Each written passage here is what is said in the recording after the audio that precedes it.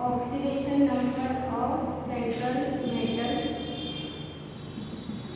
Ion, ठीक है, oxidation number of central metal ion.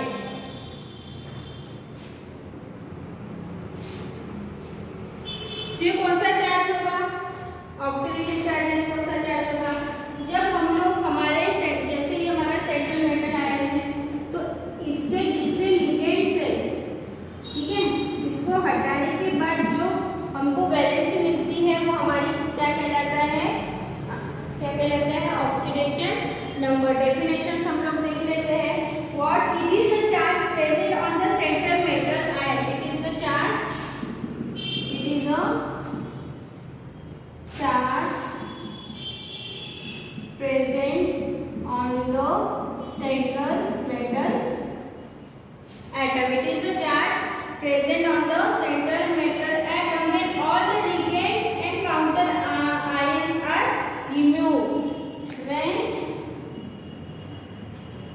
all the ligands and counter ion removed, when ligands counter ion removed along with their lone pair of electron, along with their lone pair of electron, ठीक है। It is a charge present on the where central metal atom when all the ligands and counter ion removed. What? तो अब हम क्या करेंगे, central metal ion से क्या remove करेंगे, all the ligands and what, all the ligands and counter ion. जो मैंने बताया था काउंटर आयन कहाँ पे होते हैं, counter ion removed along with their loan pair of electron, ठीक है। चलो देखते हैं एग्जाम्पल कर लेते हैं, K4 FeCN6, ठीक है। काउंटर आयन कौन से हो गए, ये हमारी क्या है, आपके काउंटर आयन है, यस। ये हमारा क्या है, सेंट्रल मेटल आयन, ये हमारा क्या है, लिगेंड, ठीक है। इतना समझ में आ रहा है ना। यहाँ पर 6 क्या है हमारा, कोऑर्डिनेशन नंबर, यस, 6 क्या है हमारा, कोऑर्डिनेशन नंबर। और ये कैसे होते हैं, ये काउंटर आयन होते हैं और ये आयोनाइजेबल होते हैं, कैसे होते हैं, आयोनाइजेबल होते हैं। और ये कौन सा क्या आपका, ये कौन सा हो गया आपका, कॉम्प्लेक्स आयन हो गया है, ये हमारा क्या हो गया है, कॉम्प्लेक्स आयन हो गया है। जब मैं इसको आयोनाइज करूंगी तो क्या हो जाएगा, K4 FeCN6 माइनस, तो ये हमारा क्या है, कॉम्प्लेक्स आयन है, तो ये कैसा रहेगा, नॉन आयोनाइजेबल रहेगा, ऐसा रहेगा, नॉन आयोनाइजेबल रहेगा, क्लियर। ओके, सो यहाँ पर मुझे क्या निकालना है, ऑक्सीडेशन नंबर। सो मुझे यहाँ पर किसका ऑक्सीडेशन निकालना है, सेंट्रल मेटल आयन कौन है, यहाँ पर आयरन है, मुझे ऑक्सीडेशन नंबर किसका निकालना है, यहाँ पर आयरन का निकालना है। तो कैसे निकालेंगे, चलो, पोटेशियम पर होता है प्लस चार्ज, ठीक है, आपको किसका निकालना है, Fe का मैंने लिया X, ठीक है। Cn पे कितना होता है, -1 चार्ज, यहाँ पर कोई चार्ज है क्या, 2 3 कुछ है क्या, नहीं, तो यहाँ पर कितना चार्ज लेंगे हम लोग, 0, तो कितना हो जाएगा आपका 0, तो कितना हो जाएगा, 4 1 जा 4 4 1 जा 4, X plus minus -6 is equal to 0, तो कितना हो जाएगा, X is equal to 6 minus 4 कितना आ जाएगा, +2।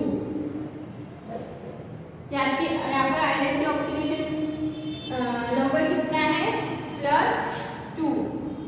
हमने 11th में भी सीखा है ऑक्सीडेशन नंबर निकालना, ठीक है। इतना क्लियर हुआ, ओके। एक याद रखना, जब भी हम लोग नॉमेनक्लेचर में जब भी हम लोग नॉमेनक्लेचर में क्या लिखेंगे, ऑक्सीडेशन नंबर लिखेंगे, तो किस में लिखेंगे, रोमन नंबर, किसमें लिखेंगे हम लोग,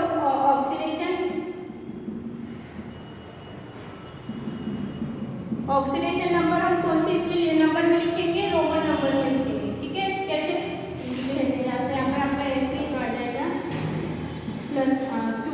और हमेशा याद रखना है ये तो एक तो आपकी जो ऑक्सीडेशन स्टेट होगी ये तो पॉजिटिव होगी या फिर न्यूट्रल होगी, ये नेगेटिव चार्ज नहीं रहेगा आपके ऑक्सीडेशन नंबर पे।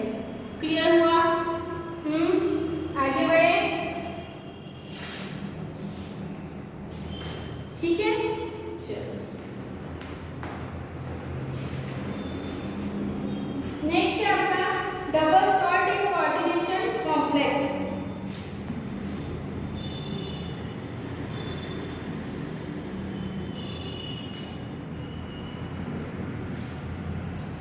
पहले देख लेते हैं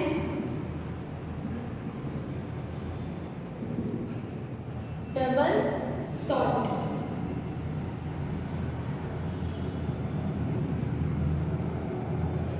Combination of two or more stable compounds. What? Two or more stable compounds. What? Combination of two or more stable compound in stoichiometric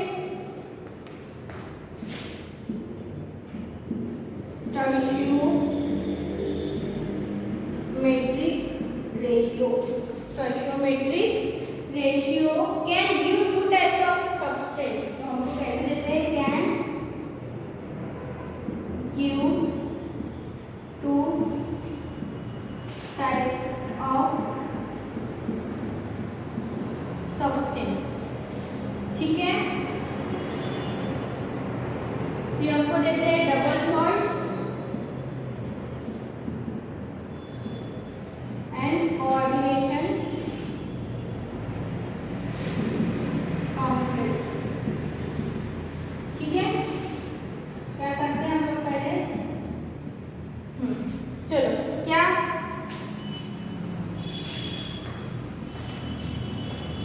what, चलो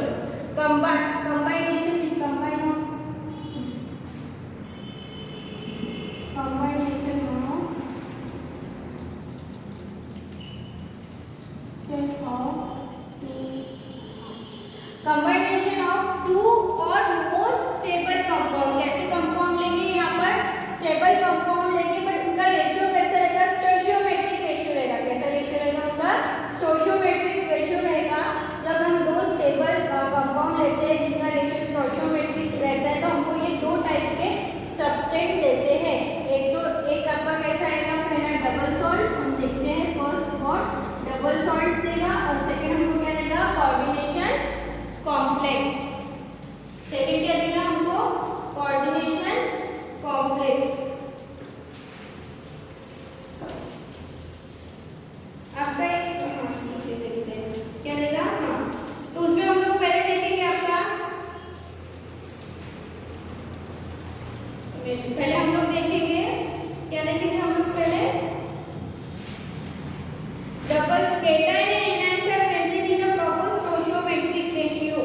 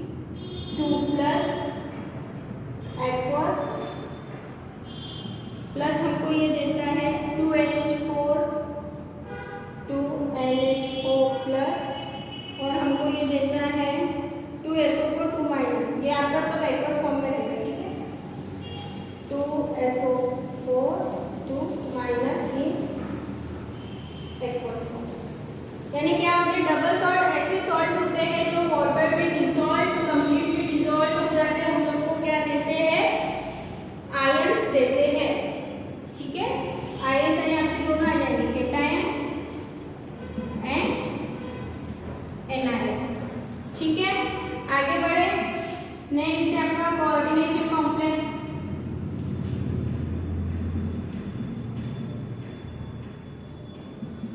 कोऑर्डिनेशन कॉम्प्लेक्स नेक्स्ट है आपका coordination complex which salt which do not dissociate completely in water and they do not give us ion। ऐसे salt जो completely dissolve नहीं होते हैं water में, dissolve नहीं होते तो हमको क्या नहीं देते हैं, हमको केटायन एंड एनायन भी देते हैं, पर उतना नहीं। Coordination complex dissociate in water with at least one complex ion, यानी देंगे हमको, डिसोसिएट होंगे बट कंप्लीटली नहीं होंगे। ठीक है, समझ में आया? ये जो हमारे कोऑर्डिनेशन कॉम्प्लेक्स है, जब हम इसमें किसको ऐड करेंगे, वाटर को ऐड में करेंगे तो ये कंप्लीटली डिसॉल्व नहीं होंगे। कैसे कंप्लीटली डिसॉल्व नहीं होंगे, एटलीस्ट वन कॉम्प्लेक्स आयन हमको देगा। ये क्या देगा, यहाँ पर देखो 1 2 3 आयंस मिले, तो ये एटलीस्ट वन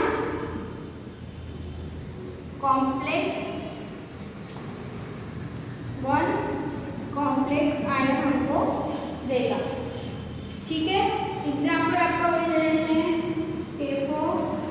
Fe CN6 इसको मैं वाटर में डिसॉल्व कर देती हूँ, तो ये मुझे देता है K4 प्लस, और ये हमको देता है Fe। ये FeCN6 ये जो कॉम्प्लेक्स आयन है ये वाटर में सॉल्युबल होगा क्या, नहीं। सिर्फ हमको ये कितना दे रहा है, सिर्फ एक हमको क्या दे रहा है, काउंटर आयन। ऐसे सॉल्ट जो वाटर में हम जब डिसॉल्व करते हैं तो हमको एटलीस्ट वन कॉम्प्लेक्स आयन देते हैं, क्या देते हैं, एटलीस्ट वन कॉम्प्लेक्स आयन देते हैं। क्लियर, आगे बढ़े। नेक्स्ट है आपका वर्नर थ्योरी। वर्नर थ्योरी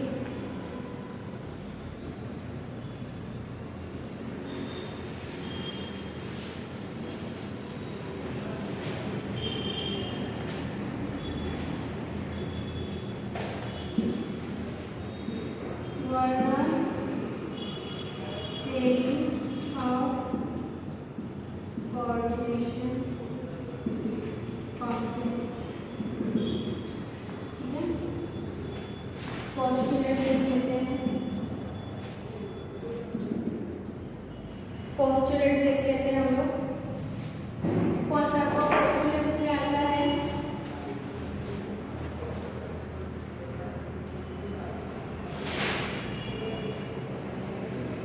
पहले हम लोग देखते हैं सिंपल सॉल्ट। सिंपल सॉल्ट कैसे होते हैं,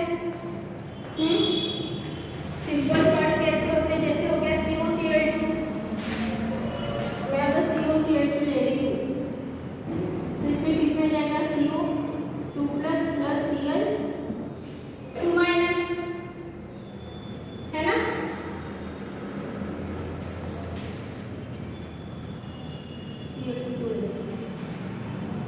PDCl ये हो जाएगा PD plus plus Cl minus. ये हमारे कैसे सॉल्ट है, ये हमारे कैसे सॉल्ट है, सिंपल सॉल्ट है। कैसे सॉल्ट है, सिंपल सॉल्ट है। तो फ्रॉम मेटल, जब हम लोग मेटल से क्या लेंगे, नंबर लोन सॉरी मेटल क्या एक्सेप्ट करेगा, lone pair of electron, yes. So जब हमारे इस टाइप से जब सिंपल सॉल्ट जब आयोनाइज होता है तो ये हमारी क्या शो करते हैं, ये प्राइमरी वैलेंसी शो करते हैं। ये क्या शो करते हैं, मेटल आयन की प्राइमरी वैलेंसी शो करते हैं। जब एक सिंपल सॉल्ट आयोनाइज होता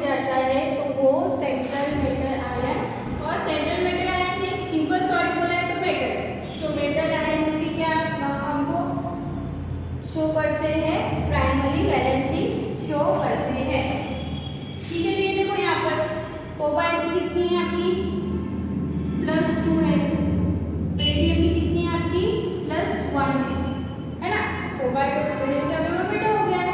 तो ये क्या शो कर रहे हैं, मेटल की क्या, सिंपल सॉल्ट मेटल की क्या, सिंपल सॉल्ट मेटल की क्या कौन सी वैलेंसी शो कर रहे हैं, प्राइमरी वैलेंसी शो कर रहे हैं। इतना क्लियर हुआ। ऐसे सॉल्ट जो मेटल की प्राइमरी वैलेंसी शो करते हैं वो कहलाते हैं सिंपल सॉल्ट। ठीक है, okay. So metal ion in a complex set है one valency which is satisfied by ionise ion. यानी इसका पहला पोस्टुलेट क्या है कि जो सेंट्रल मेटल आयन है वो क्या शो करते हैं, हमको प्राइमरी वैलेंसी शो करते हैं। प्राइमरी वैलेंसी शो करते हैं वो क्या होती है, आयोनाइज होती है। वो क्या होती है आपकी आयोनाइज होती है। इतना क्लियर हुआ। Yes, metals have second valency that are satisfied by non-ionizable ions। ठीक है, ये आपका फर्स्ट पोस्टुलेट था। सेकंड का कि सेकंड वैलेंसी ये कौन सी होती है, ये किसके द्वारा सेटिस्फाइड, बाय आयोनाइजेबल आयन। ठीक है, समझ में आ रहा है क्या। कुछ सिंपल सॉल्ट होते हैं तो इस टाइप से आयनाइज होते हैं। तो सिंपल सॉल्ट हमको कौन सी वैलेंसी शो करते हैं, मेटल की प्राइमरी वैलेंसी शो करते हैं। तो प्राइमरी वैलेंसी किसके द्वारा सेटिस्फाइड होती है, किसके द्वारा हमको पता चलेगी, आयोनाइजेबल आयन के द्वारा हमको पता चलेगी। ठीक है, किसके द्वारा पता चलेगी हमको, आयोनाइजेबल आयन के द्वारा पता चलेगी। वही सेकेंडरी जो हमारी वैलेंसी वो किसके द्वारा पता चलेगी हमको, नॉन आयोनाइजेबल आयन किसके द्वारा सेटिस्फाइड होगी, बाय नॉन आयोनाइजेबल आयन। वो हमारे होते हैं कॉम्प्लेक्स आयन होते हैं जो कैसे होते हैं, non ionizable ion. Third, every metal have specific coordination number. Third,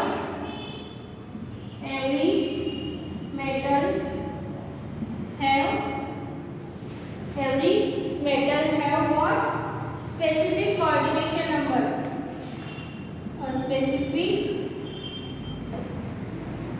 coordination number। ठीक है, what every metal have a specific coordination number। सो आपकी जो ये आपकी कोऑर्डिनेशन नंबर जो आपका रहेगा, coordination number always equal to secondary valency. किसके ऊपर किसकी इक्वल रहेगी आपकी कोऑर्डिनेशन नंबर, जो किसकी इक्वल रहेगा, आपका सेकेंडरी वैलेंसी के इक्वल रहेगा। और सेकेंडरी वैलेंसी कौन सेटिस्फाई करती है, satisfied by non ionizable ion. ठीक है, ओके। फोर्थ आपका पोस्टुलेट है, species of ion contributing to the secondary valency of a metal are responsible for the geometry and shape of the complex shape. यानी यहाँ पर हम हमारा थर्ड पोस्टुलेट है कि जो आपकी सेकेंडरी जो वैलेंसी है, और we can see coordination number, ये क्या करता है, स्पेसिफिक ज्योमेट्री बनाने के लिए रिस्पॉन्सिबल होता है। ज्योमेट्री शेप जो हमारी सेकेंडरी जो वैलेंसी होती है वो रिस्पॉन्सिबल होती है किसके लिए, रिस्पॉन्सिबल फॉर व्हाट, जो हमारे पास कॉम्प्लेक्स रहेगा उसकी ज्योमेट्री या शेप बनाने के लिए रिस्पॉन्सिबल होता है कौन, हमारी सेकेंडरी वैलेंसी। समझ में आया।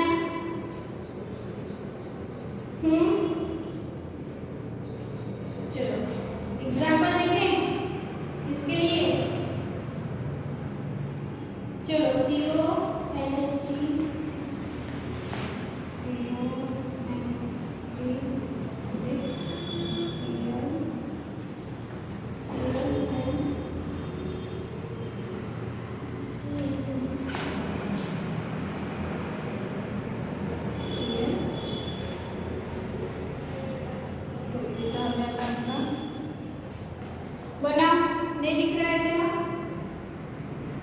ऊपर बनाते हैं।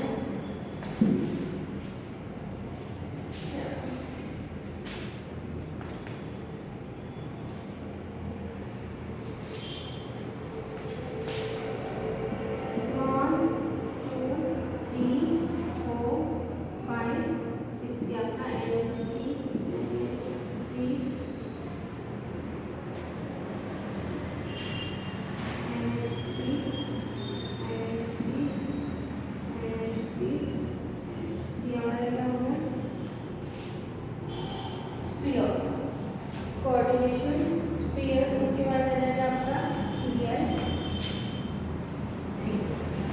ठीक है, तो कौन सा स्ट्रक्चर शो कर रहा है आपका? ऑक्टाहेड्रल।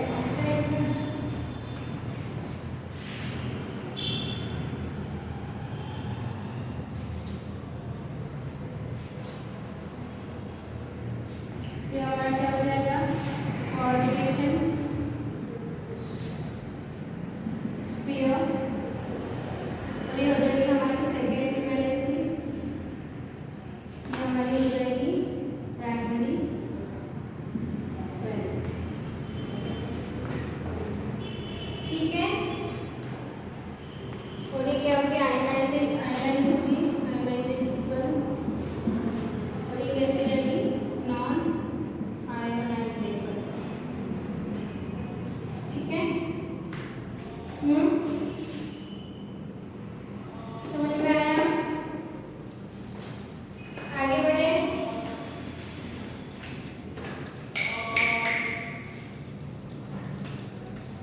अगर आपका कोऑर्डिनेशन नंबर 4 है, ठीक है, और सेकेंडरी वैलेंसी आपकी 2 है, सॉरी सेकेंडरी वैलेंसी कितनी होगी?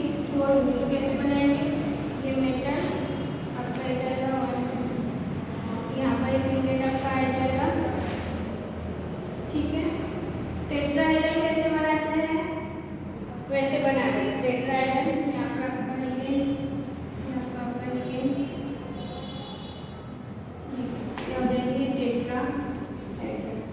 यानी आपकी जो कंपाउंड की जो ज्योमेट्री शेप है किसके ऊपर डिपेंड कर रही है? आपकी सेकेंडरी वैलेंसी के ऊपर डिपेंड कर रही है। Secondary valency is equal to क्या होता है आपका? कोऑर्डिनेशन नंबर, है ना, जो कि कैसा होता है? नॉन आयोनाइजेबल रहता है। ये हमारी क्या है? प्राइमरी वैलेंसी, जो कैसी होती है? आयोनाइजेबल होती है। इतना क्लियर हुआ? आगे बढ़े। ठीक, नेक्स्ट है आपका, एक आपका रह गया है क्लासिफिकेशन ऑफ कॉम्प्लेक्स, वो देख लेते हैं।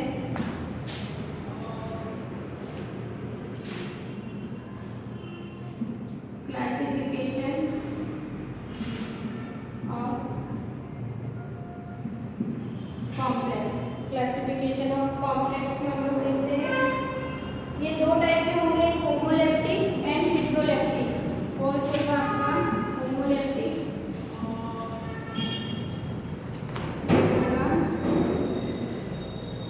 हेटेरोलेप्टिक। ठीक है, 2 टाइप से रहेंगे, होमो एंड हेटेरो। एग्जांपल के साथ ही समझते हैं। इसमें ले लेते हैं, इसमें लेते हैं K4 Fe CN6, इसमें एक एग्जांपल ले रही है। वही हेटेरोलेप्टिक में ले रही हूँ CO CN2 CN2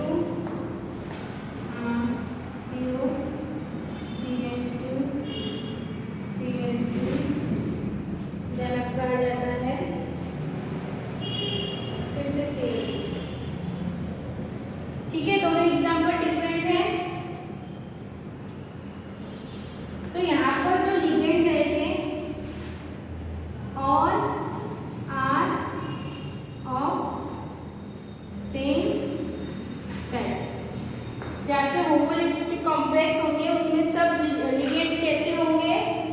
और लिगेंड्स कैसे रहेंगे? सेम टाइप के रहेंगे। कैसे रहेंगे? सेम टाइप के। यहाँ पर देखो साइडो भी है और क्लोरीन भी है, तो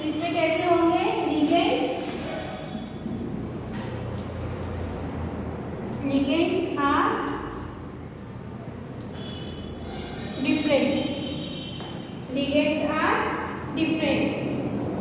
समझ में आया? When all ligands are not same, more than one type of ligand are present। यहाँ पर